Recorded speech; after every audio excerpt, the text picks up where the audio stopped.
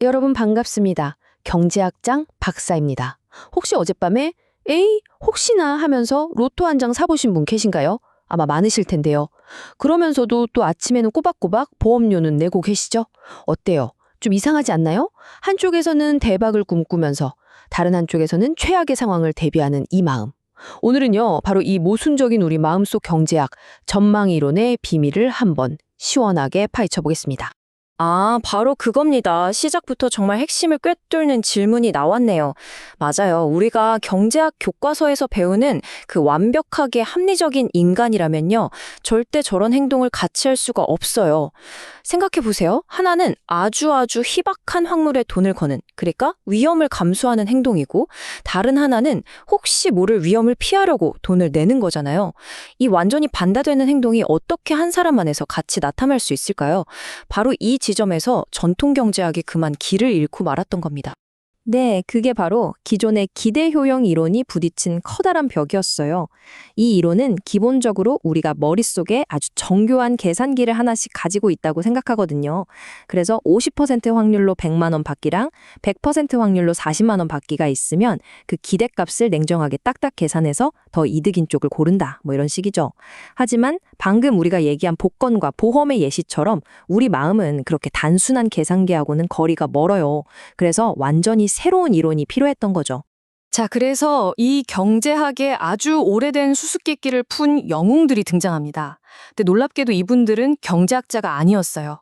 바로 심리학자인 데니엘 카너먼과 아모스 트버스키였죠. 이분들이 뭘 했냐면 차갑게만 보였던 경제학의 세계에 인간의 마음이라는 변수를 끌어들인 거예요.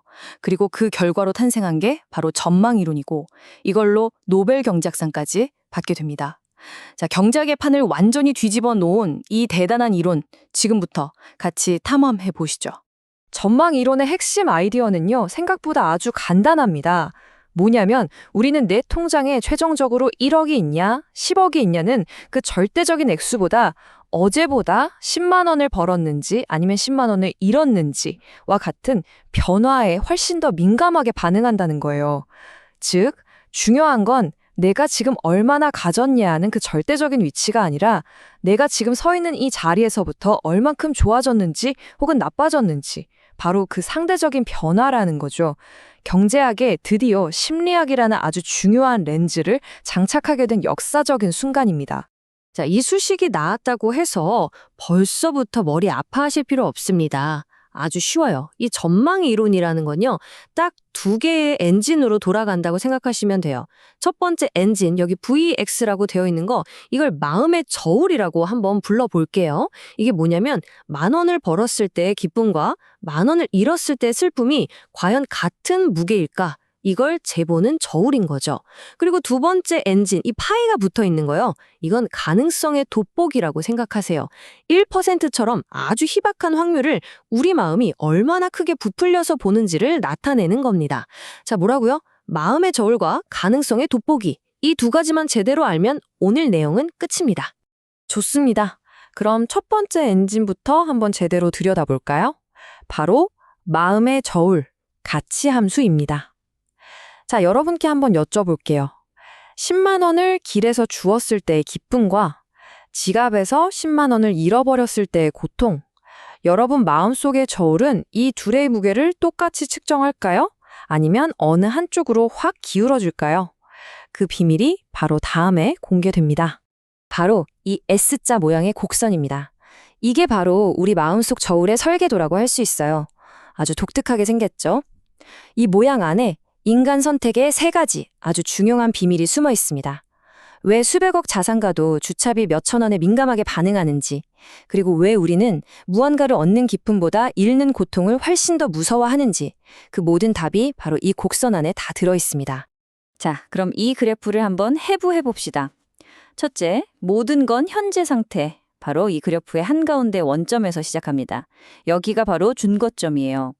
내가 지금 돈이 많든 적든 기쁨과 슬픔은 바로 이 지점에서부터 출발하는 거죠.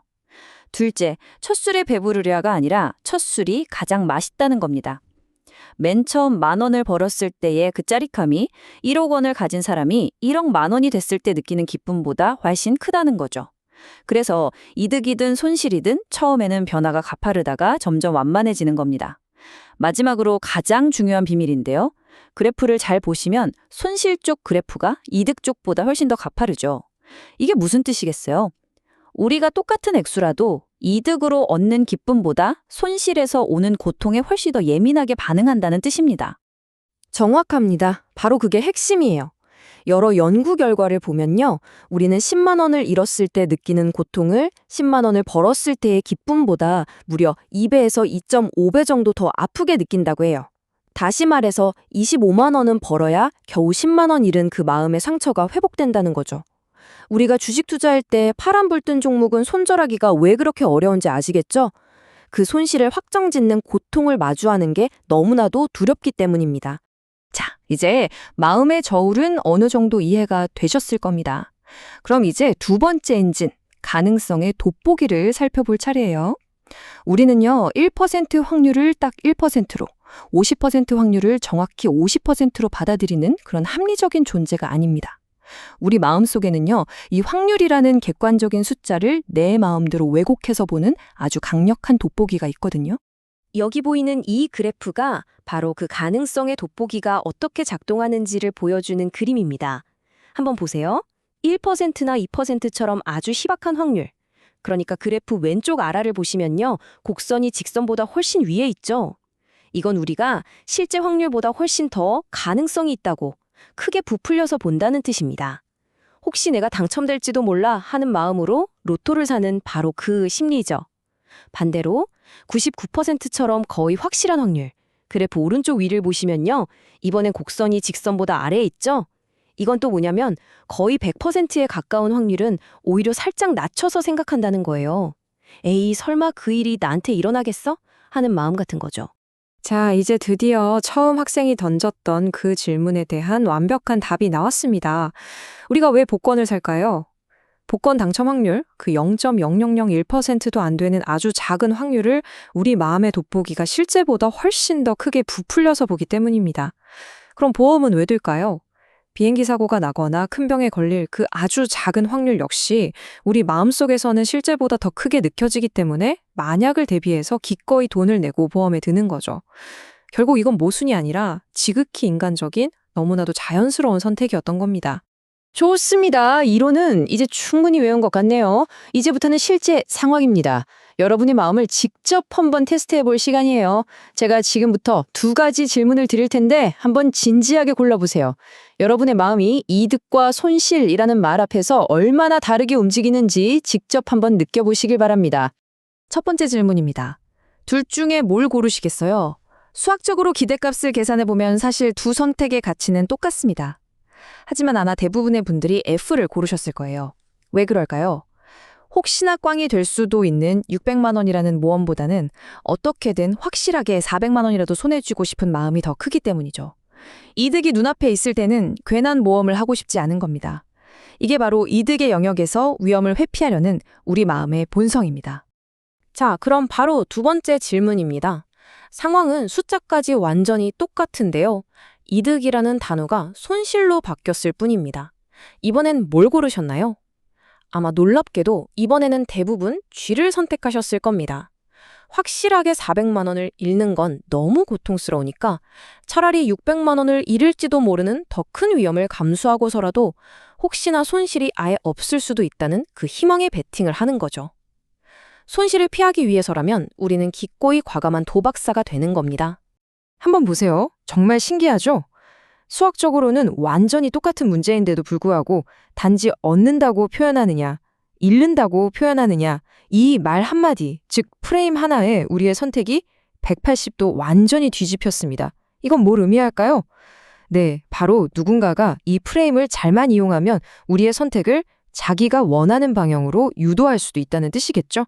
자, 오늘 내용 어떠셨습니까?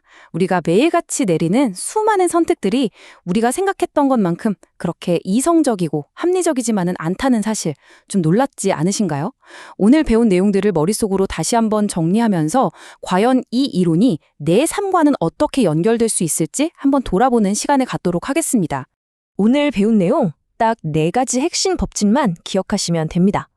첫째, 우리의 모든 선택은 절대적인 기준이 아니라 현재 상태, 즉 준거점에서 출발한다. 둘째, 우리는 이득의 기쁨보다 손실의 고통을 2배 이상 훨씬 더 아프게 느낀다.